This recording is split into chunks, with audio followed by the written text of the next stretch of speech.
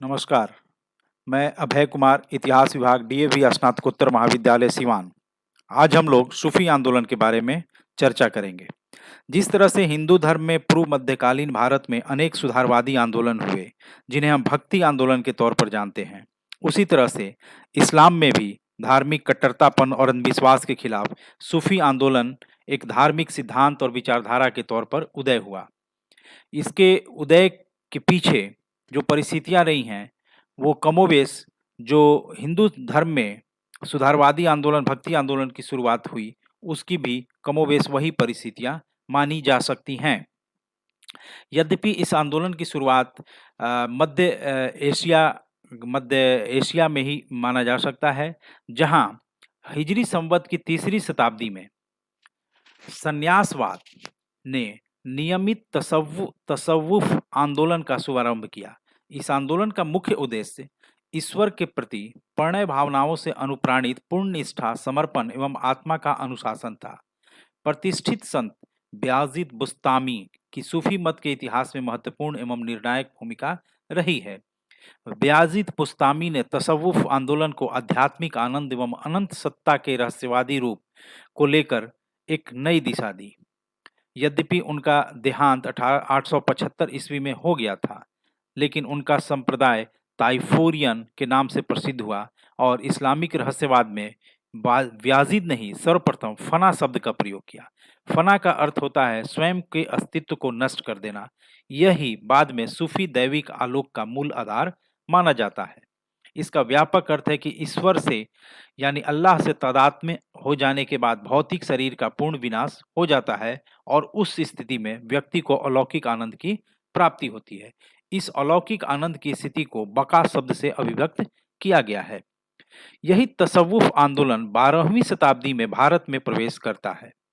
यद्यपि यह आंदोलन भारत में प्रवेश से पूर्व ही विकास के एक चरमोत्कर्ष पर पहुंच चुका था। उत्तर भारत में जब इस्लाम धर्म के मानने वाले लोगों का विजय प्राप्त हो जाता है, तब सूफी संघों की भारत में स्थापना प्रारंभ होती है। विशेष रूप से चिश्ती एवं सुहरावर्दी संघों ने भारत के विभिन्न भागों में सूफी सिद्धांतों एवं दर्शन का व्यापक रूप से प्रचार एवं प्रसार किया। चिश्ती एवं सुहरावर्दी संघों की भारत में जो विभिन्न शाखाएं स्थापित होने लगी और उनका व्यापक प्रचार प्रसार होने लगा और उनकी धार्मिक गतिविधियां भी बढ़ गईं। इधर कादरी, नक्शबंदी, सूत्री व महादरी संघ भी सूफी दर्शन के प्रचार एवं प्रसार कार्य में अन्य संघों के समान ही उत्साहपूर्वक व्यस्त थे। चिश्ती संघ की असाधारण सफलता के दो प्रमुख कारण थे। पहला, चिश्ती संघ के अनुयायियों ने भारत भूमि में प्रचलित तत्कालीन रीति रिवाजों एवं परंपराओं को अपनी जीवन पद्धति में आत्मसात कर लिया और उन्होंने स्वयं को भारतीय भावनाओं एवं संवेदनाओं के अनुरूप बना लिया था। दूसरे, चिश्ती संघ के प्रारंभ में धर्माचार्यों का स्वयं का व्यक्तित्व अत्यधिक आकर्षक था। भारत में मुस्लिम शासन के पूर्व ही चिश्ती सूफी संघ भारत में आ चुका था, लेकिन एक संगठित धार्मिक संघ के रूप में इसका आविर्भाव दिल्ली सल्तनत की स्थापना के बाद ही होता है। चिश्ती संघ के अनुयायियों, जिनकी आज सर्वाधिक संख्या है, ने संगठित रूप से 13वीं शताब्दी के प्रारंभ से कार्य प्रारंभ किया। शेख सलीम चिश्ती की पवित्र, निष्कलंक, साधारण एवं पूर्ण समर्पित जीवनचर्या एवं अभूतपूर्व व्यक्तित्व का आगंतुकों पर मंत्रमुग्धकारी प्रभाव पड़ता था। चिश्ती संतों के कुछ कार्य हिंदू धर्म की व्यवहारिक क्रियाओं के अनुरूप थे, जैसे श्वास नियंत्रण, एकनिष्ठ साधना एवं योगाभ्यास। चिश्ती संत सिर के बल खड़े होकर पैरों को छत से अथवा पेड़ की शाखा से बांधकर सर्वविदित शीर्षासन के अनुरूप योगाभ्यास करते थे। ये संत एकांत कमरे में अथवा निर्जन स्थान पर कुछ अन्य यौगिक क्रियाएं भी करते थे। ये संत भाव विभोर होकर पवित्र गीतों का गायन अपने श्रोताओं को अलौकिक आनंद की स्थिति तक पहुंचाने के उद्देश्य से करते थे।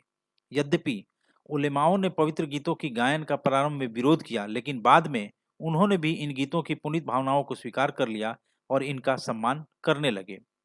भारत में जो दूसरा प्रतिष्ठित एवं विख्यात सूफी संघ रहा, वह था सुहरावर्दी।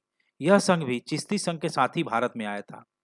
शेख बहाउद्दीन जकारिया ने इसको संगठित किया था। सुहरावर्दी संघ की प्रमुख केंद्र थे उच्च और मुल्तान, यानी नॉर्थ वेस्ट प्रोविंसेस में। सुहरावर्दी संघ के संतों का धार्मिक एवं राजनीतिक समस्याओं के प्रति चिश्ती संघ के संतों से बिल्कुल भिन्न दृष्टिकोण था। उनके पास बड़ी जागीरें थीं और राज्य सरकार के साथ घनिष्ठ संबंध थे। इसलिए उन्होंने धार्मिक एवं सामाजिक महत्व के विषयों में अत्यधिक दृढ़ दृष्टिकोण अपना लिया था। बर्नी के अनुसार सैयद गजनवी ने सुल्तान इल्तुतमिश को हिंदुओं के विरुद्ध भेदभाव, धार्मिक अत्याचारों एवं पीड़ाओं की नीति को कार्यान्वित करने का आग्रह किया था। सुहरावर्दी संघ में भी कुछ संतों का बहुत ही व्यापक, उदार और सहृदय निष्पक्ष दृष्टिकोण था और हिंदू समुदाय उनका बहुत सम्मान करता था। शेख सुबोध शीर्षक से संस्कृत भाषा में रचित कृति में सुहरावर्दी संघ के विशेष रूप से शेख तबरीजी के संबंध में प्रचलित लोक कथाओं को संकलित किया गया है।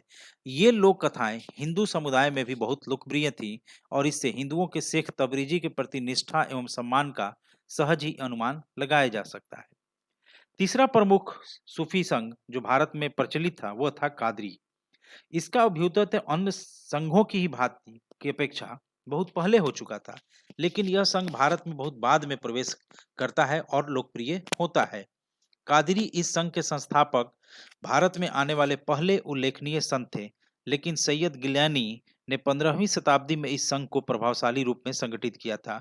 इस संघ के कुछ संतों का धर्म के विदेशी तत्वों एवं रूढ़िवादिता की ओर झुकाव था और इसी संघ के कुछ अन्य संतों का उदार एवं रहस्यवादी दृष्टिकोण था।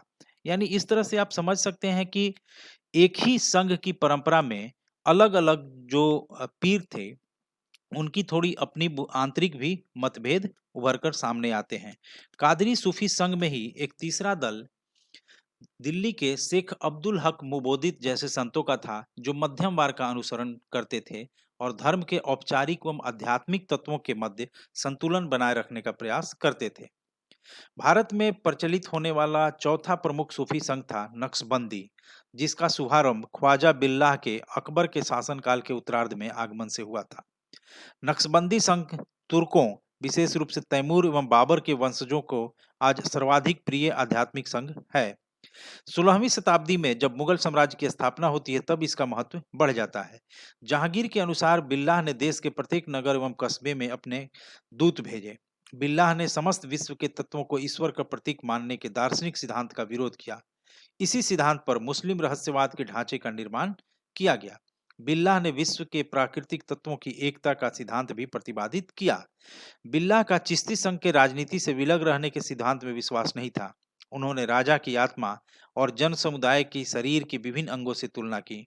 उन्होंने अकबर के धार्मिक प्रयोगों का भी विरोध किया जब वह सभी धर्मों में समन्वय स्थापित करना चाहता था, क्योंकि उनको इन प्रयोगों के द्वारा इस्लाम धर्म के अस्तित्व के समाप्त हो जाने की आशंका थी।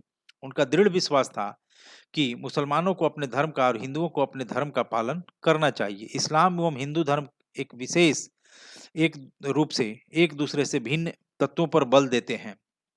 हिंदू धर्म के उनकी अपनी विचारधारा होती है और अकबर की धार्मिक नीतियों के विरोध करने का बिल्लाह का एक प्रमुख कारण यह भी था।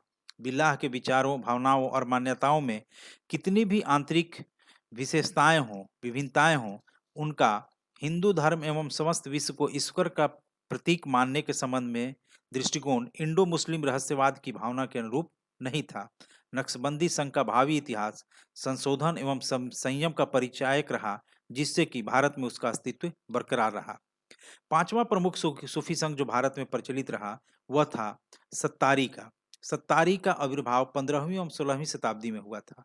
इस संघ के संतों ने भारतीय एवं मुस्लिम रहस्यवादी विचारों, भावनाओं, सिद्धांतों, मान्यताओं और परंपराओं को समन्वित करने का प्रयास किया।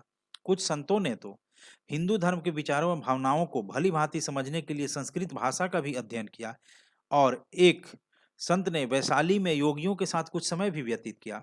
ग्वालियर के एक अन्य संत हिंदू रहस्यवादियों के साथ विंध्य पर्वत की निर्जन पहाड़ियों पर रहे और अनेक तांत्रिक क्रियाओं को भी सीखा। इस तरह से हम पाते हैं कि सूफीवाद निश्चित रूप से इस्लाम में धार्मिक कट्टरतापन और अंधविश्वास के खिलाफ एक विद्रोह था, जहां आस्था और रहस्यवाद को महत्वपूर्ण स्थान था, जिसने इस्लाम को कट्टरता एवं रूढ़िवादी तत्वों से मुक्त एक बुद्धिवादी एवं भावनात्मक विचारधारा से संपन्न किया। ये हम कह सकते हैं कि सूफी धर्म का पूर्वी स्वरूप हिंदुओं के वेदांत दर्शन की मुख्य धारा के समान ही प्रतीत होता है और यही कारण रहा कि सूफी धर्म का भारत में हिंदू व मुसलमान दोनों के द्वारा व्यापक रूप से समर्थन प्राप्त हुआ। धन्यवाद।